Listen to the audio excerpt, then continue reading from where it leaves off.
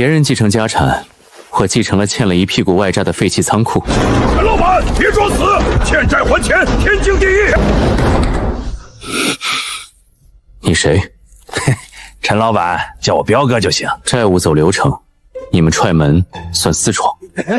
私闯？你欠钱的时候怎么不讲流程？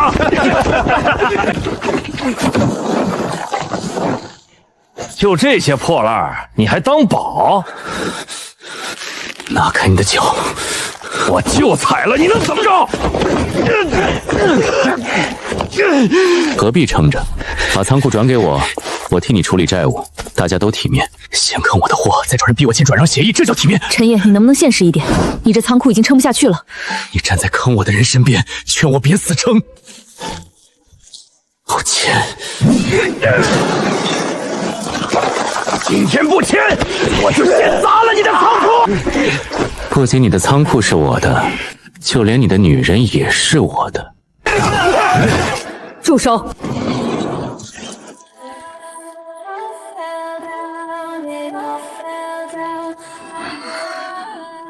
哟，陈老板还藏了节目，剧组要求都这么高了吗？这盔甲做的跟真的一样。陈，你真行，怪不得没钱，原来钱都花在这种女人身上了。人都从你仓库里出来了，你还装？你早就养着小三儿了吧？发什么疯？我也想知道他是谁。林婉，你脑子是不是有病？这些人是你的敌人。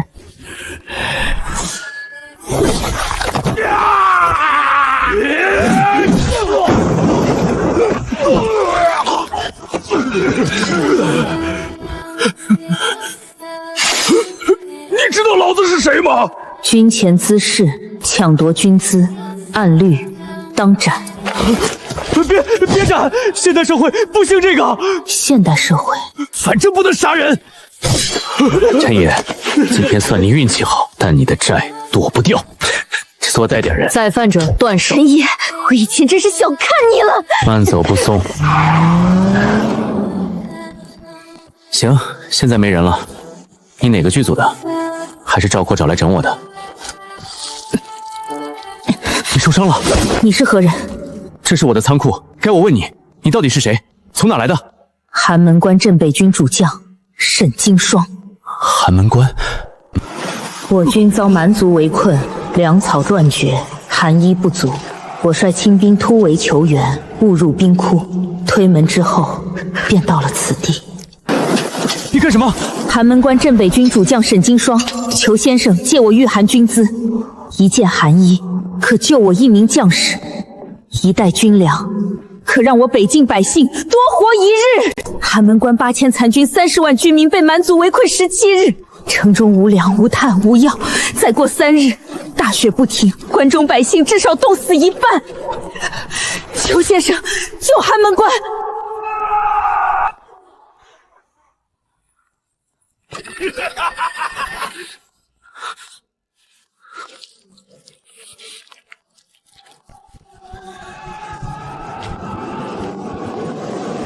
你刚才说你是寒门关镇北军主将？正是。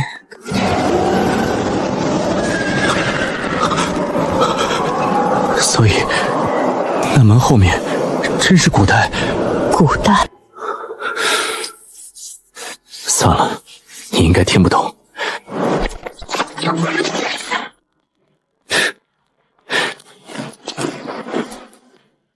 你这伤得先处理。你要做什么？救你。你再留下去，别说救寒门关，你自己先交代在我仓库里。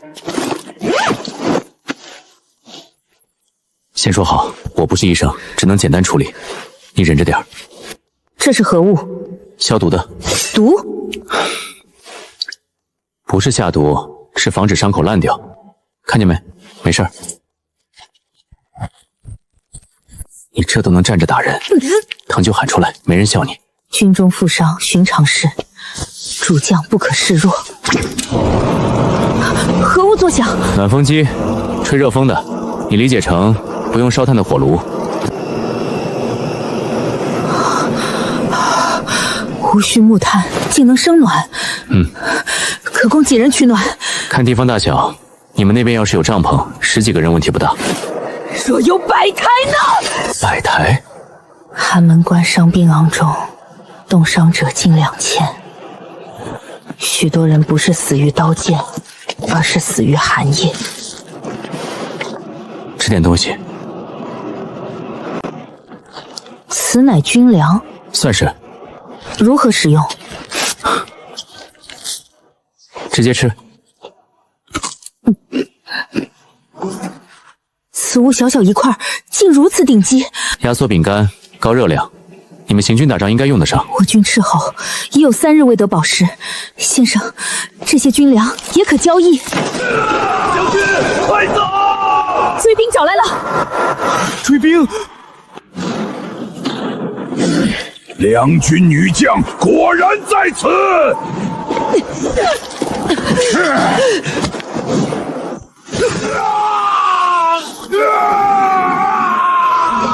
去你的！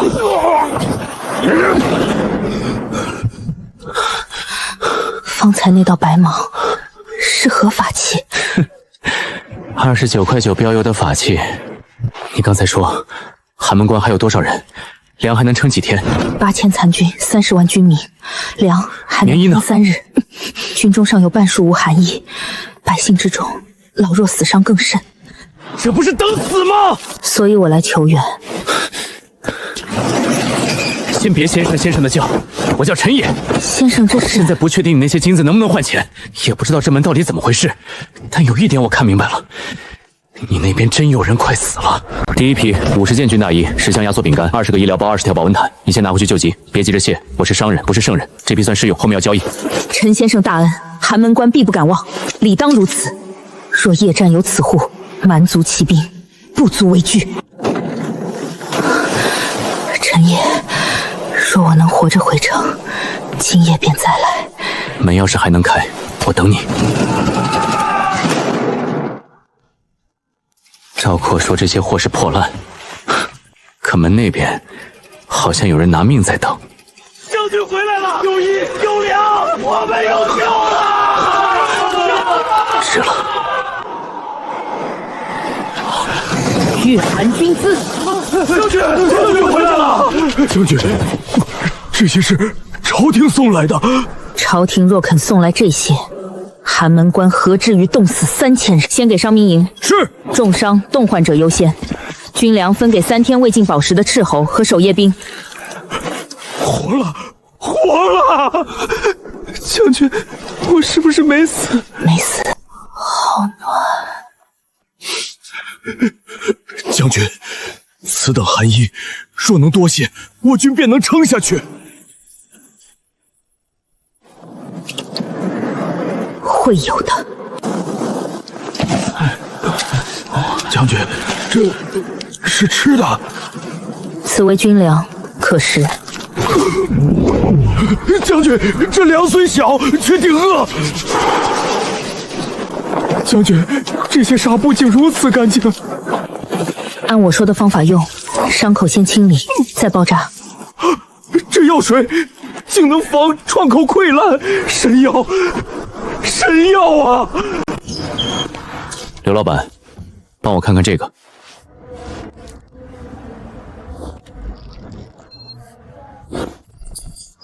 金是真的，成色很高。能出？能是能，不过你这形制有点老，不像现代金条。要是按普通黄金回收，我可以收，但如果涉及老物件，价格就另说了。按普通黄金，你倒是不贪。求先生救寒门关。秦伯，你怎么来了？小野，刚才有人说赵宽带人来闹事了。小事儿，解决了。这叫小事？秦伯，先把大家欠的工资发一部分，电费也交上。你哪来的钱？有个客户临时结了尾款。你是不是进地下冷库了？怎么这么问？你爸以前说过，仓库里哪儿都能动，唯独最里面那扇旧铁门不能碰。为什么？不知道，但你爸临走前还念叨过一句话：门那边不是发财路，是人命债。小野，有些钱来得太快，不一定是好事。这批东西放在现代卖出去都费劲，在寒门关却救回了一批人。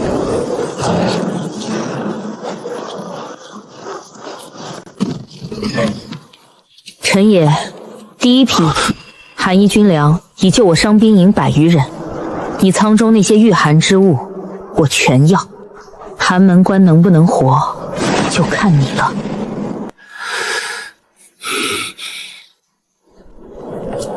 行，第2批我给你备更足的。你就这么把东西搬过来了，不怕我拿了钱不认账？我信你。咱俩认识还不到1天，你若贪财，第一批物资便不会先给伤兵。臣也，我需要更多寒衣、军粮、药品。寒门关太冷了，今日你给的50件寒衣，不到半个时辰便分完。许多老兵宁可自己不穿，也要批给还给冻伤的孩子。可城中这样的人，先说清楚，我可以卖，但不是白送。理当如此。第1批大交易，我能给你1000件军大衣、500条棉被、300个睡袋、50箱压缩变干、30箱自热米饭、20箱医疗包，但有几个条件：第一，物资优先救命，老人、孩子、伤兵、守城士兵优先，不能让你们那边的官员抢走。谁敢抢，我斩谁。你们那边老喜欢斩人是吧？军法如此。行。第2，通道的事不能外传，你那边知道的人越少越好。我已下封口军令。第3，东西分批运，一次太多，我怕门出问题。此门确有古怪，我回去时冰窟入口曾短暂消失，像被风雪掩住，片刻后才重新出现。第4，我需要你们那边的金银分批给我，不能一次办太多。为何？我这里不是你们那边，突然拿出太多来历不明的金子，会惹麻烦。你所在之地也有朝廷耳目。差不多，而且更麻烦。我会按你说的办。那就开始搬。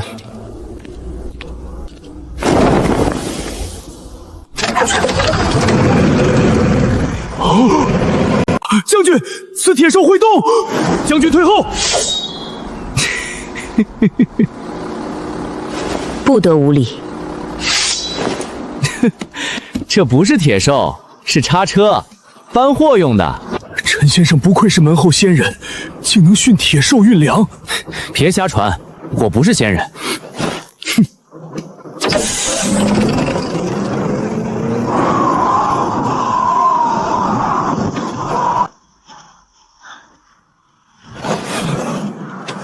这么多寒衣，将军真的求来了！快送上兵王！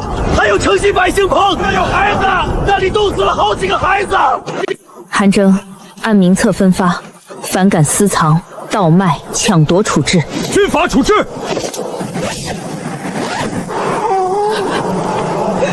多谢将军，多谢将军。别谢我，谢门后先生。门后先生，记住，韩南关还没到绝路。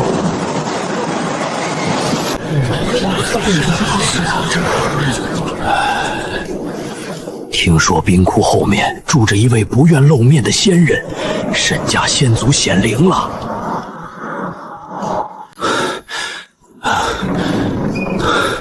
这是第2批货款，金银我会分批送来，玉牌是镇北侯府信物，暂押于你。信物就算了，我怕贵重。我沈金霜从不欠人。行，那我也给你写个收据。收据？经收沈金霜金叶16枚，玉牌1枚，用于购买军大衣、棉被、粮食、药品等物资。落款：陈野。交易凭证。你们这里交易讲契约？讲，但也有人不讲。那我也讲。有人来了。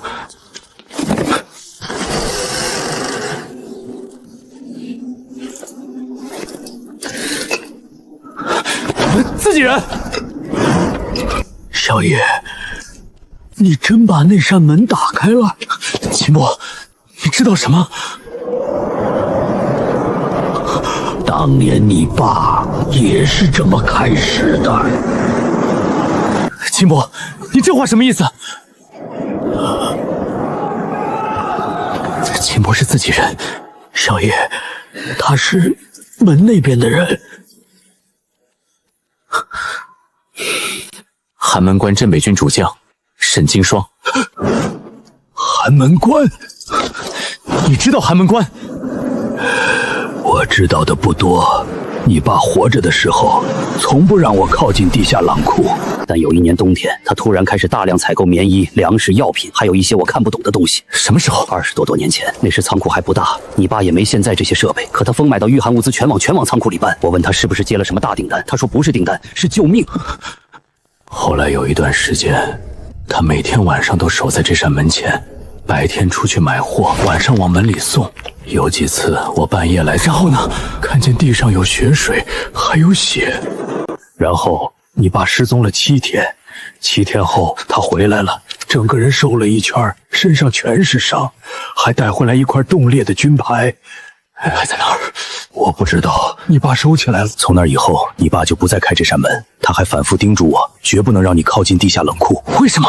他说门那边不是发财路，是人命寨。姑娘，我不知道你们那边出了什么事，但我见过小野他爸后来的样子，那扇门救人也吃人。秦伯，我现在不可能当没看见。寒门关8000残军，30万军民，粮衣都快断了。我这里这些货本来就快烂在仓库里。小野，你爸当年也是这么说的。他也说不能见死不救。那看来我是亲生的。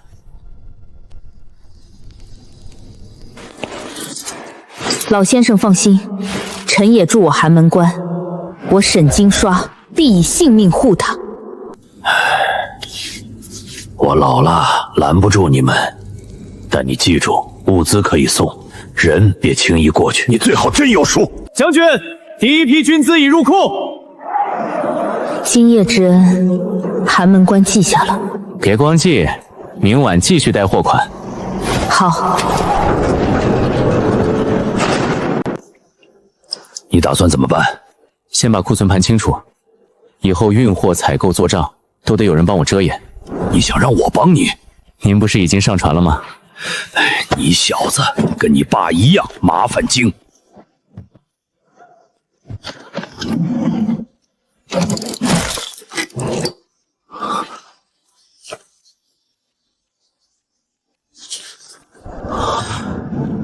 爸去过寒门关，第一次开门，送出棉衣300件，粮60箱，城中哭声彻夜未停。这是你爸写的？通道不稳，不能连续大批运输，寒潮越重，门越容易开启。不要让门那边的人过来太多，不要让这边的人过去，门会偏移。如果有人没回来，如果小野有一天看到这本笔记，关门，别关。你爸是想保你，我知道，但他也没真的做到不管。陈爷，今天的事我可以不跟你计较。那我还得谢谢你。你别嘴硬，我给你最后一次机会，仓库转给我，价格我可以比白天多加20万。赵括，你是不是觉得我一定撑不下去？难道不是吗？那你看着。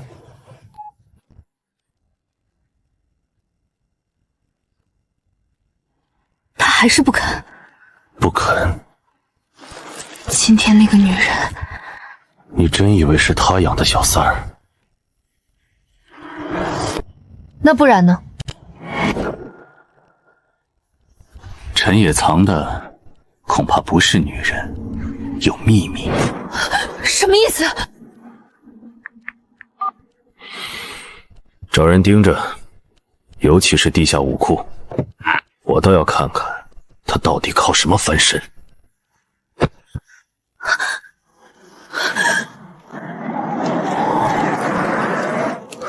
这衣服真暖。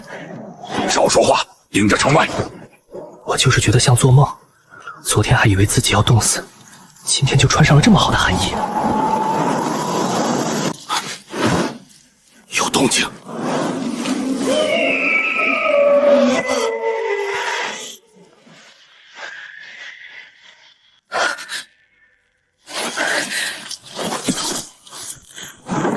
将军，北墙发现蛮族骑兵，人数不多，像是试探。他们想看我们是不是真还有力气守城。夜色太重，风雪挡眼，攻守看不清。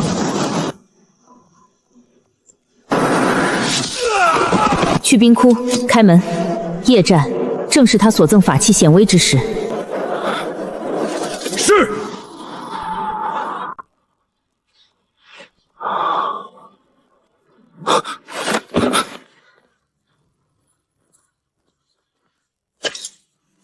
陈野，蛮族夜袭，现在就在城下。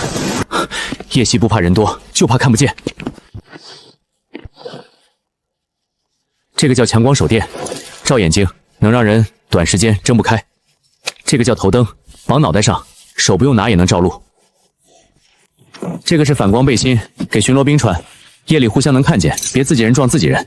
这是口哨，分给哨点，别喊话省力。门后先生，此等法器可有代价？有，电池会没电。电池是何物？你理解成法力。原来如此。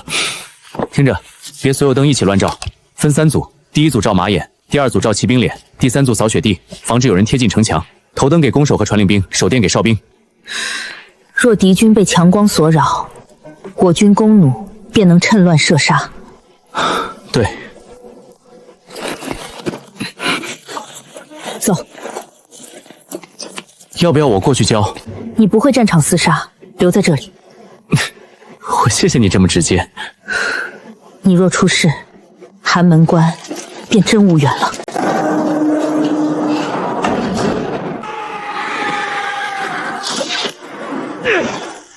将军有令，分发白芒法器，按此按钮可放光。啊！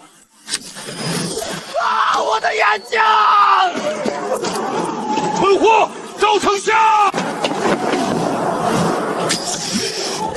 放箭！我看不见了！什么东西？妖术！是妖术！照他眼睛！我能看见，我看得见路。看见就快搬箭！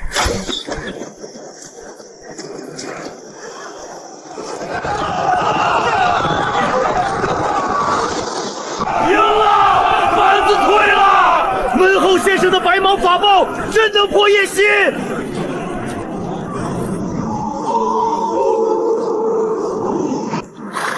王子，两人前几日还快冻死，今日便算有些寒意，也不过多撑几日。他们不该撑到今日。我想知道沈经霜从哪里弄来的物资。今晚若能逼他露出倒牌，死几十期也值。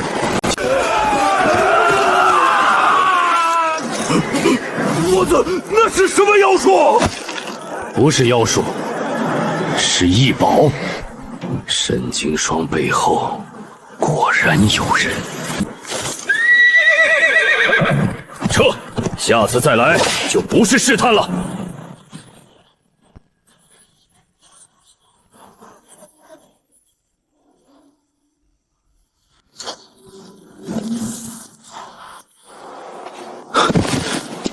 怎么样？蛮族夜袭败了，好用吧？此物可改夜战胜负。29.9块的东西能让蛮族吃瘪，挺值。这是今夜战力，护岩烈已经起疑，下一次就不会只是试探。那我们就趁他下次来之前多准备点东西。将军，昨夜一战，蛮族折损30余骑，我军只伤了2人。将军，门后先生所处之地究竟是何方仙境？不是仙境，那里更像另一个人间。我要再去一次。将军，你伤还没好。正因如此，更要弄清楚，寒门关如今生死决泄于那扇门。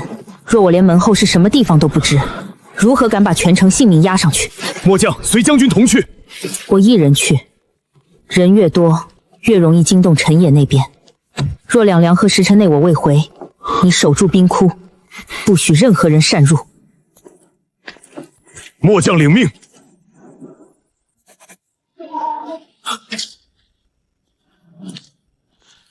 你怎么来了？又打起来了？我想看看你的世界。你知道这句话多危险吗？何意？意思就是你不能随便出去，你这一身走到街上，10分钟内就能被拍上网。网上？算了，又是个解释起来能要我命的词。先换上。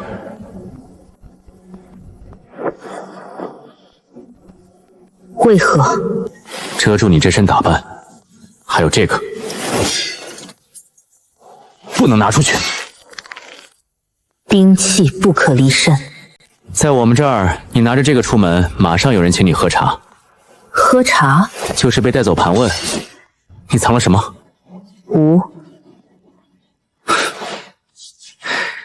行吧，别拿出来就行。电灯。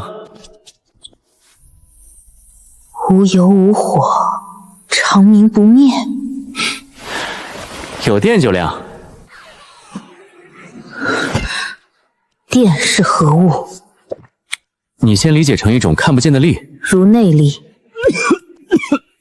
差不多吧，但别真这么理解。此铁兽昨夜运粮极快。唉，它叫叉车，不是铁兽。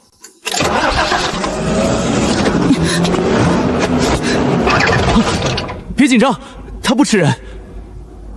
若此物用于军中，可搬巨石、运粮草、修城墙。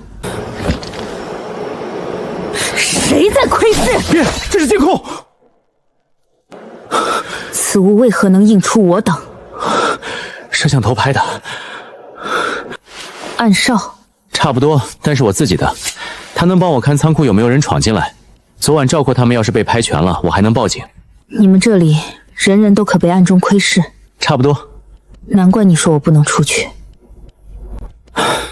你要是穿盔甲上街被人拍到，明天全网都知道我仓库里藏了个古代女将军。全网又是何物？一个比朝廷邸报恐怖10000倍的东西。全网。地心不是地心，那是救护车。救护车？救人的车，有人生病受伤，他就过去。你们这里救人也鸣号？为了让路，正常情况路人听到就会让开。你们这里的人命很贵重，若寒门关也有这样的车，许多伤兵可活。以后也许能有别的办法。小野，仓库外有人偷拍。谁？不知道，蹲在路边车里，我刚靠近，他就开走了。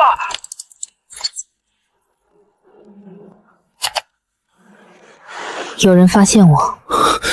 可能，多半是赵括。白日那个富家鼠类，就是他。我去杀了他。别，现代社会真不兴这个。他会害你。我知道，所以从现在开始，我们得立规矩。第一，通道只能夜里开；第二，你那边的人不能随便过来；第三，你来现代必须换衣服，不能带长兵器；第四，赵宽的人如果再来，不能杀，只能制服。你的规矩很多，想活得久，规矩就得多。好，我也有规矩。你说。第一，通道在寒门关一侧，由我亲兵看守；第二、第三，所有的士资入库后，由我亲自夺门，不论良人蛮人，皆杀。第四，若你有危险，立刻告知我。合着我是你们后勤生命线？是。里面是几部备用手电，还有电池，别乱用，省着点儿。我会让亲兵学习。陈爷，你为何帮我？因为这些东西在我这里是滞销货，在你那里是命。寒门关记下了。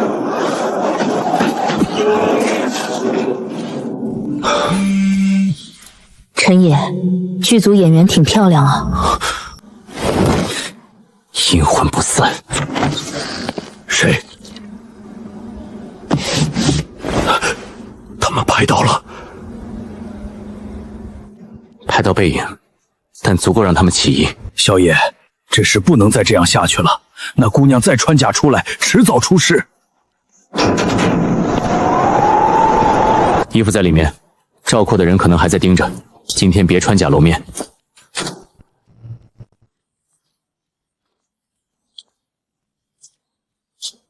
这样好多了。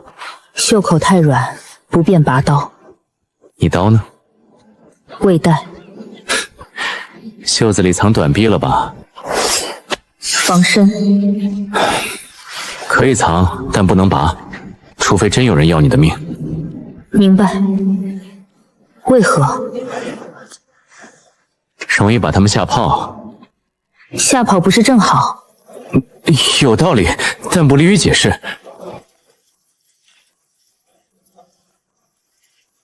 小野，又有人来了。这是准备上门捉奸，还是派短剧？怎么办？我去会会他们。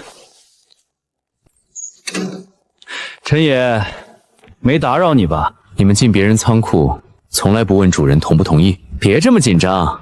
昨天有人拍到你仓库里在拍古装短剧，我觉得挺有意思，过来看看有没有合作机会。陈野，那个女人呢？哪个女人？别装了，昨天穿盔甲那个。这位就是昨天那位演员吧？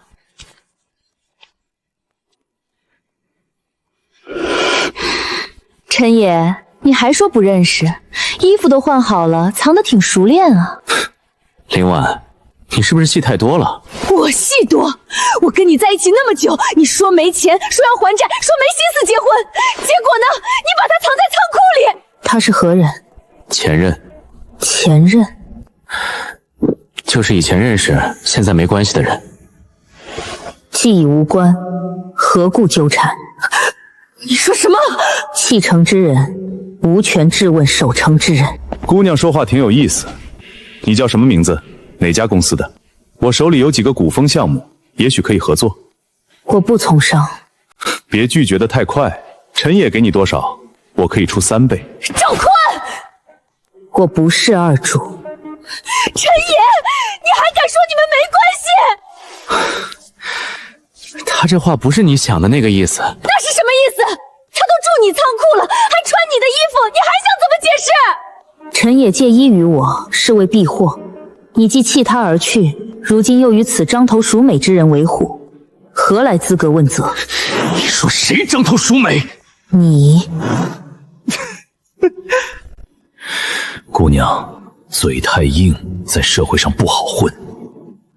手硬即可。行，你现在是硬气了，有钱发工资，有钱养演员，还有钱继续进货。我倒想知道你的钱从哪儿来的，我的债还没清。只要我想，随时能让人查你的账。我仓库做救灾物资，有采购，有出货，有账。倒是赵总，当初那批订单怎么黄的？要不要我也找人查查？合同漏洞是你设的，验收标准是临时改的，尾款是你拖的。你真以为我手里什么都没有？赵匡，他说的是真的吗？你信他？那里面是什么？冷库，我能看看吗？不能。陈野，你越不让我看，我越好奇。算了，逗逗你而已，走了。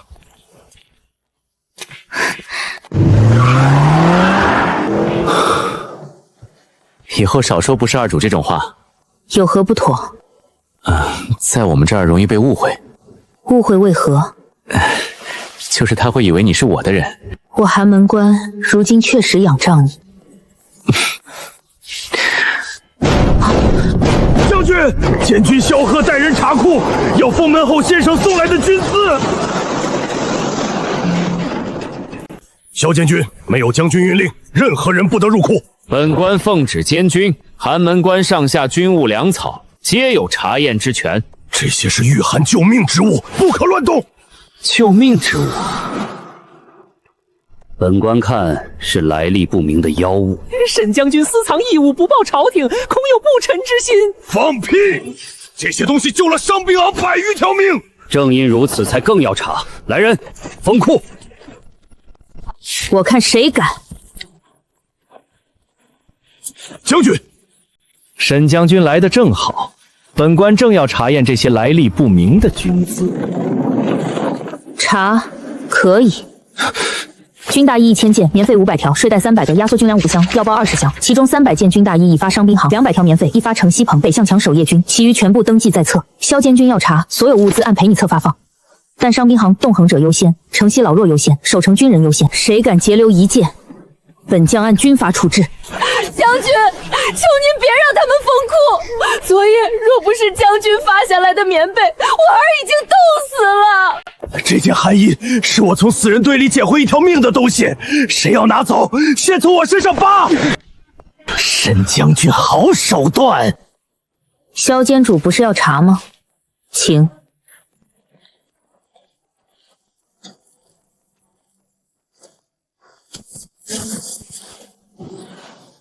大人，账对得上。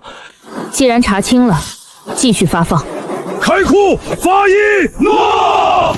萧监军，既然监军关心军资，不如今晚去城西棚子看看，看看那些百姓是如何靠你口中的妖物活下来的。本官自会去。将军，今日若非您来得及时，库房怕是保不住。不是我想的及时。将军的意思是陈野教的。门后先生竟连朝堂争斗也懂。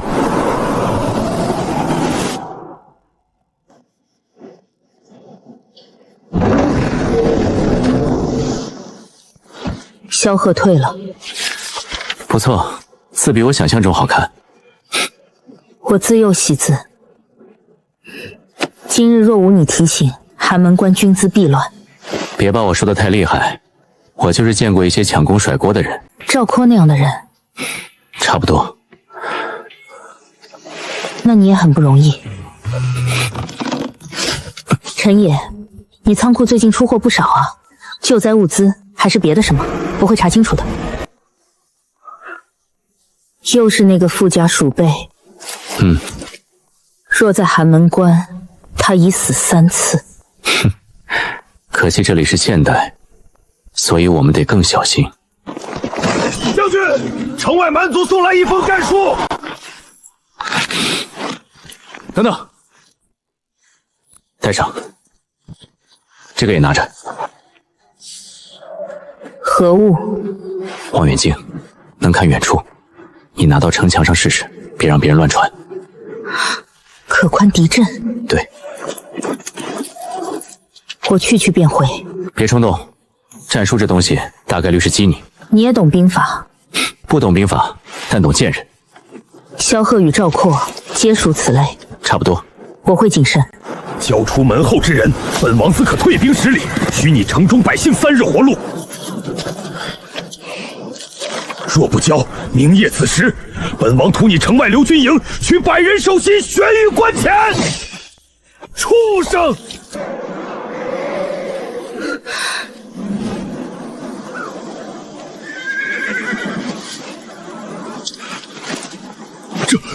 这竟能看出10几里！别声张。他想用流民营吊我，那我们不出，那百姓便死。去兵库。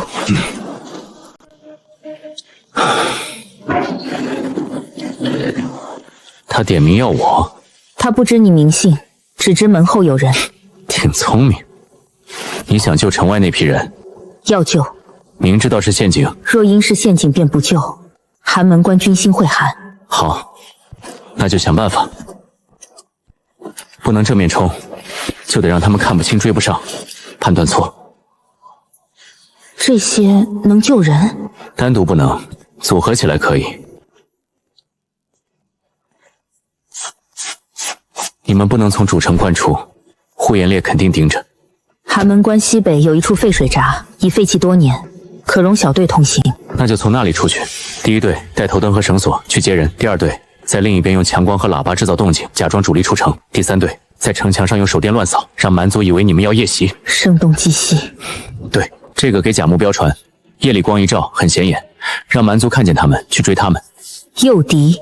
还有这个，提前录点马蹄声喊杀声，或者直接让人喊，声音放大后敌人会误判人数。门后先生，你们那里打仗都如此阴险吗？这叫战术。兵者，诡道也。还是你有文化。若蛮族追上救援队呢？那就用这个，老人孩子坐上去，绳子拖着走，比背着快。雪地可行。还有一点，你不能亲自去。为何？呼延烈就是在吊你，你一出现，他就知道真目标在哪儿。将军，末将去。末将带300人从废水闸出城，接回流民。你留在城墙上指挥，才能把假动作做真。他想看见你乱，你就让他看见你在城头。好，带300精锐轻装出城，若势不可为，先保百姓。不必恋战。末将领令。这个你先试试。又是法器。通信器，距离近的话可以隔空说话。测试，能听见吗？将军在河中。不是在河中，是声音传过来了。韩征，听令。末将在。此物若可用，今夜救人便多30%胜算。电量有限，省着点儿，距离太远可能没信号。今夜若成，城外100人可活。那就让他们活。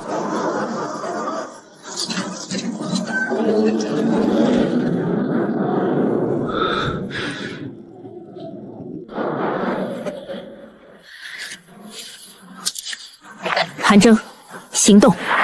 末将领命。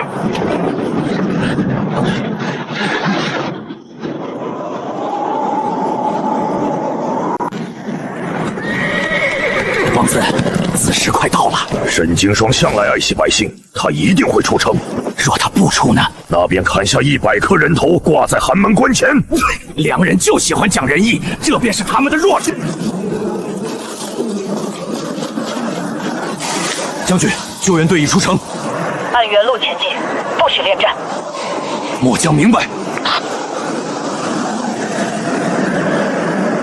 开城门，随将军杀出去，救回百姓。王子，寒门关东门有动静。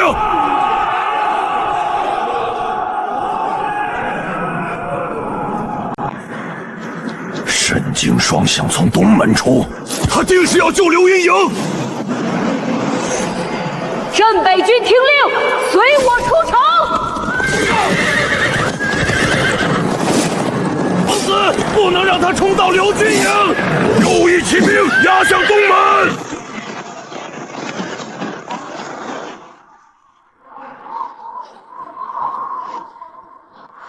韩征，右翼敌军已动，你们有一炷香。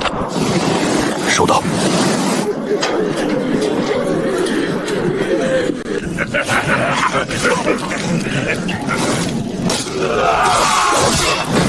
镇北军，奉沈将军令，接你们回城。沈将军还没放弃我们。将军从未放弃北京百姓。老人孩子上托板，能走的互相扶着，快！将军已接到流民，准备撤离。韩征，东北方向有骑兵靠近，约200。明白。第2队断后，反光衣挂在雪丘上，强光照过去。在哪里？中计了！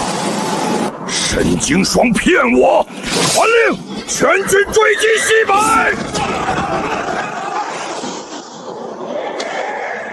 北墙，赵明。镇北军出城，动手断后。军爷，别管我们了，你们快走吧。闭嘴！沈将军说了，要带你们回城，一个都不能少。韩征，左侧旋风。所有人进窄道。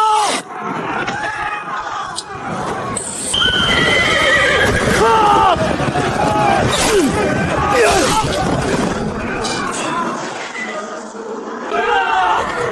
外面人回来了，沈将军把他们救回来了。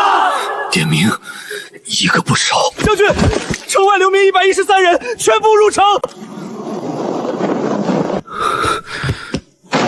门后先生，人救回来了，一个不少。陈烨，你的法子成了。不是我的法子成了，是他们命不该绝。寒门关又欠你113条命。这孙子鼻子属狗的吧？赵括。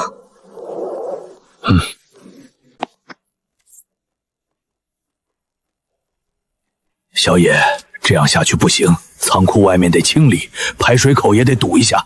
明天我找人装新监控，再把后墙围起来。既知有人窥探，为何不拿下？拿下容易，解释难。细作窥营，斩首示众，可可绝后患。这里不能斩首，那便断手。唉，小野，你还是先给沈姑娘讲讲现代法律吧。以后慢慢讲。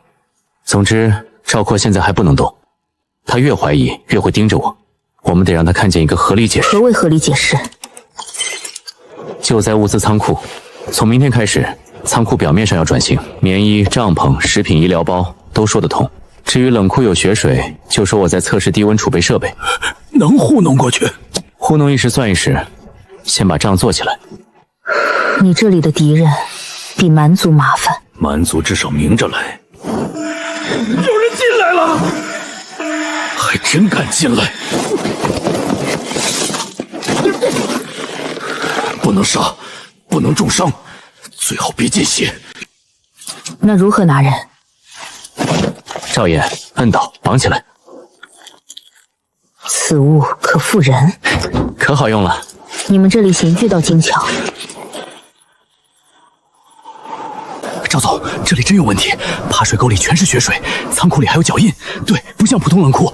我再往里面看看。私闯仓库还挺敬业啊！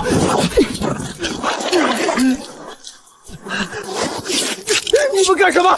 放开我！又是你！别杀我！细作业入军资重地，按律当斩。陈老板，我错了，我就是拿钱办事的，你毁我东西！你私闯我的仓库，我没报警就不错了。哼，说吧，谁让你来的？我不知道，赵括，赵总，是赵括让我来的，他让我拍你仓库，说你肯定在里面藏了违禁货。他给你多少钱？5000块就敢翻墙？我不知道这里有他呀。他到底是不是演员啊？陈爷，这么晚找我？赵总，你的人翻我仓库后墙，被我抓了。你说什么？我听不懂。没事，他已经说了，是你让他来的，视频我录了。陈爷，别随便污蔑人。那我报警，私闯仓库，偷拍商业资料，毁坏围栏。虽然不是什么大案，但够恶心你一阵了。你想怎么样？管好你的人，再敢来，我就把人送进去。陈爷，你越这样，我越觉得你仓库有鬼。那你继续猜。为何不报官？因为现在还不能闹大。不过也不能白放。回去告诉赵括，我仓库现在在做救灾物资供应，后面有大订单，他想查，走正规流程。再翻墙，我真报警。再犯，断腿。不是说了别威胁太狠？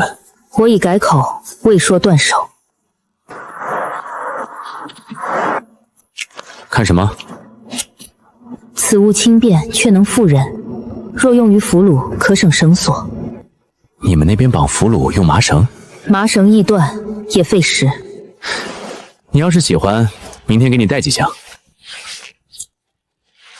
有用。行，现代小刑具安排。将军，胡延烈退兵10里，但派人散布谣言，说我寒门关得妖人附助，以百姓。何为心理战？你比我懂吗？懂一点。他会喊，我们也会喊。明天让寒门关所有人知道，谁才是救他们的人，谁才是想杀他们的人。听说了吗？将军求来的那些寒衣不是山神赐的，那是妖物。蛮族说了，沈将军用百姓魂魄换妖人相助。胡说！昨夜将军才救收刘云营100多人，可若不是妖物，哪来的白光？哪来的神医？哪来的会传声的小黑盒？寒门关军民听令！怎么这么巧？就是法器。昨日夜里，蛮族以城外百姓为饵，诱我镇北军出城，我军救下流民113人，一个不少。此事全城皆知。今日蛮族散布谣言，说本将以百姓性命换妖物。那本将问你们，蛮族若真在意尔等性命，为何围城17日断粮断路？为何屠杀城外村庄？为何用流民作饵？为何扬言要斩百人首级悬于关前？将军说的对，昨夜蛮子把刀架在我们脖子上，说若将军不出城，就砍了我们。他们才不是救我们，他们是拿我们当诱饵。我儿若不是将军救回来，早死在驿站了。谁再说将军害人，我跟谁拼命！将军，抓到散妖之人。带上来！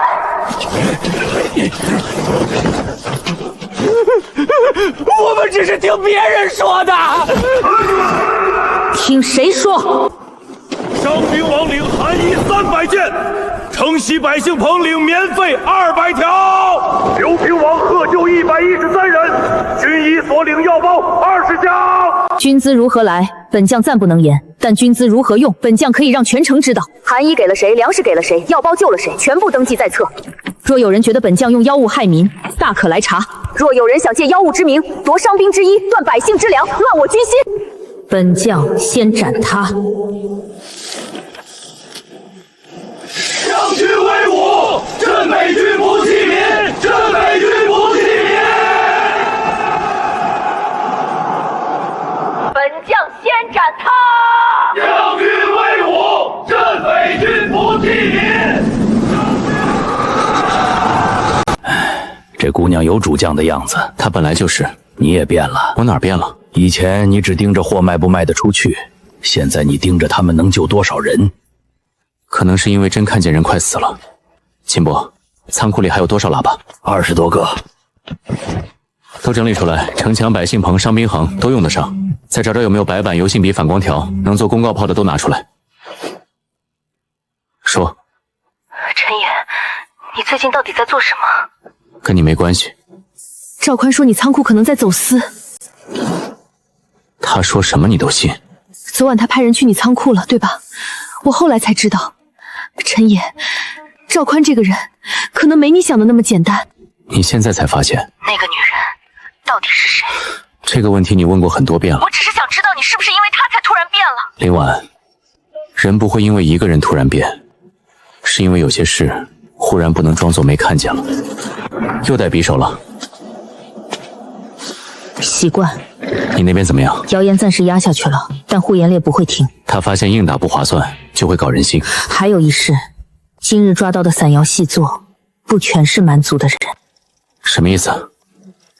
其中一人是萧贺身边文吏的亲随。你们朝廷的人跟蛮族一起散谣？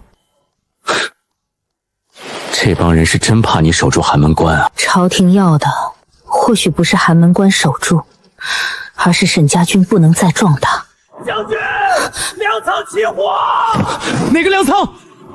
西仓，火势很大，风雪太急，水车推不过去。你们那边怎么灭火？水桶、沙土、湿棉被。来不及。秦伯，推车！这是何物？灭火器主，先把这个保险烧，握住喷管，对准火根，按压手柄，不要对人喷，别逆风战，别吸太多粉。将军，你不用懂原理，照做。这个盖火源或者裹在人身上冲过火场，火没烧穿前能，但动作要快。韩征，带20人，学会此物用法，其余人搬运。还有，别让不懂的人乱喷，先救粮，再救人，最后查是谁放的火。你认为有人纵火？蛮族刚散完谣，萧贺的人刚露尾巴，粮仓就起火。你觉得是巧合？若查出内贼，我必斩。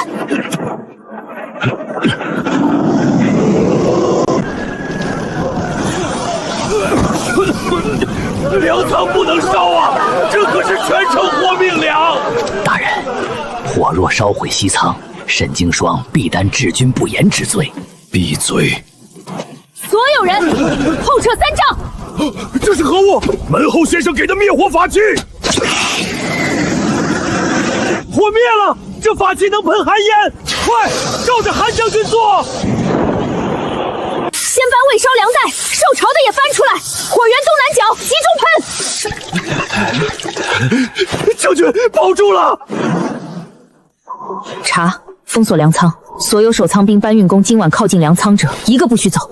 沈将军，粮仓失火，事关重大，本官以监军身份要求接手调查。萧监军来得很快，本官听见锦州，自然赶来。火未灭时不见监军救粮，火灭之后，监军倒急着查案。沈将军这是什么意思？将军，此人被发现时正想从后墙逃走，他怀中还有火油布。将军饶命，小人只是怕死才想逃。谁指使你？无人指使。火起之前，有人看见你进过东南角粮堆。我只是巡查。本将只问一次，谁指使你？拿下！我是朝廷文吏，你们敢？沈金霜，你敢动朝廷命官？萧监军，你最好祈祷此事与你无关，否则本将不介意把监军府也列入军法审讯。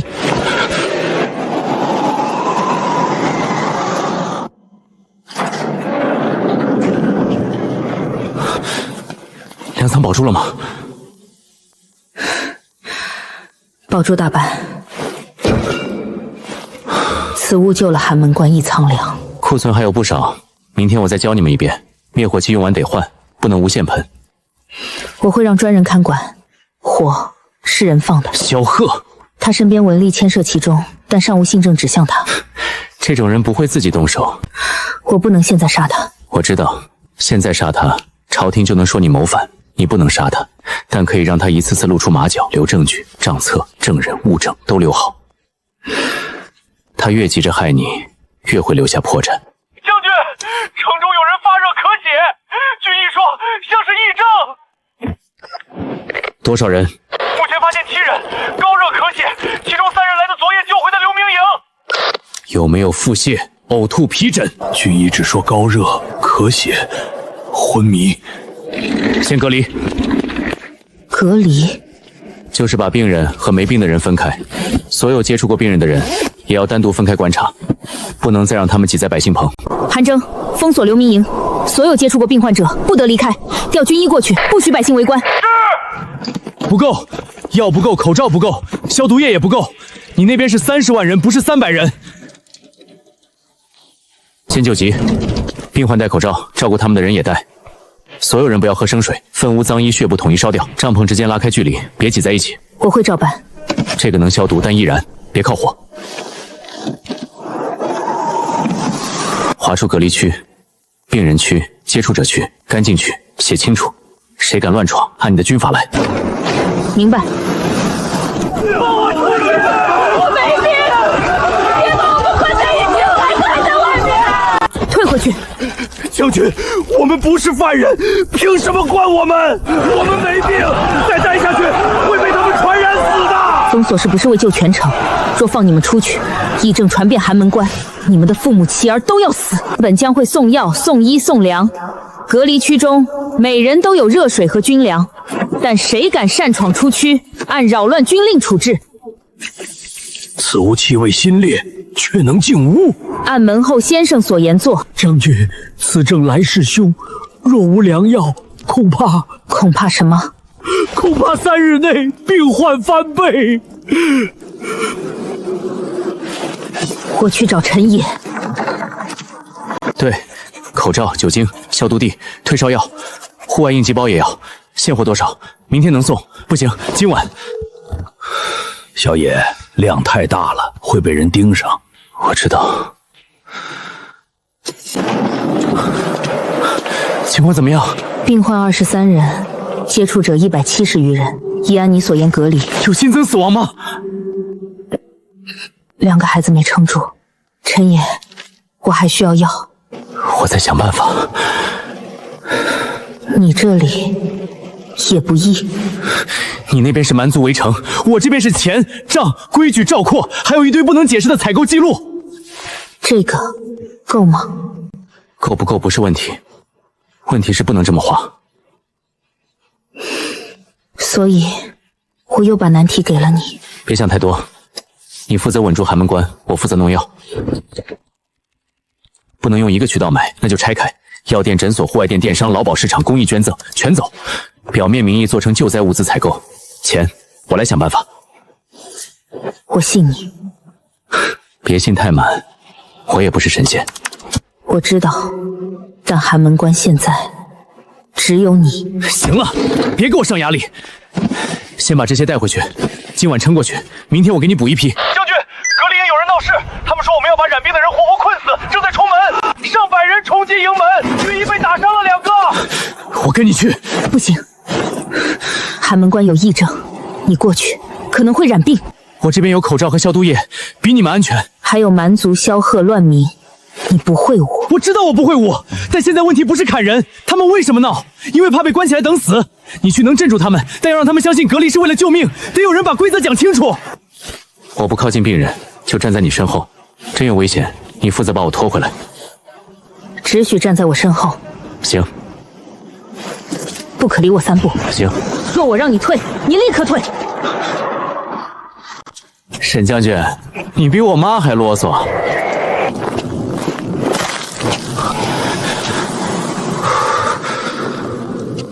将军，门后先生，别跪，带路。去隔离营。放我们出去！我娘没病，凭什么关着？凭什么关着？他们就是想让我们死在里面。沈将军，不要我们了！大家别信他们，进了这营就再也出不去了。他们有神医神粮，却不给我们治病。将军，神经双使他一直煽动我们保城里其他人。拿下！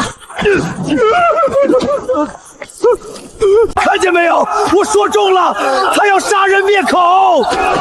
给我喇叭！你们想出去，我理解，没人愿意被关起来。但现在出去不是活路，是把病带给你们的家人。那留在这里就能活吗？能不能活，我不敢保证，但我能保证，病人留在这里，有药、有热水、有军医、有棉被。你们冲出去，什么都没有。这病会传人，一个人病了不隔开，10人会病；10个人不隔开，100个人会病；100人不隔开，整座寒门关都会病。你们觉得沈将军要舍弃你们？可他若真想舍弃你们，昨夜为什么冒险救回刘营113人？那些人里很多就在这里。是将军救了我们，若他要我们死，昨夜就不会管我们了。你说他们有神医神粮，却不给病人治，你睁眼看看，病人身上盖的是什么？他们喝的热水从哪来？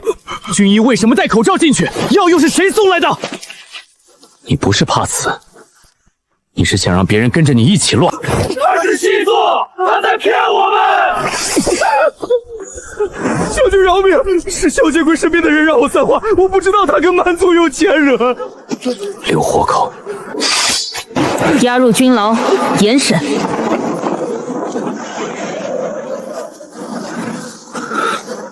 你脸色很差。我没事。后悔过来吗？不后悔，就是忽然觉得药太少了。今晚我回去后会想办法大批采购药品和防疫物资。会不会给你惹麻烦？会，但你不是也说了吗？寒门关现在只有我。臣也此恩。停，先别谢，谢多了我压力更大。小野，没事吧？没事。秦伯，找采购渠道，口罩、酒精消毒液、贴味剂、抗生素、退烧药、净水片，能买多少买多少。钱呢？先拆开变现，不能一次出太多，就分批。另外，联系公益机构，仓库从今天开始正式做救灾物资供应。现在这边得有个合法。请问是陈烨先生吗？我们接到举报，你仓库涉嫌大量囤积医疗物资，明天上午我们会上门检查。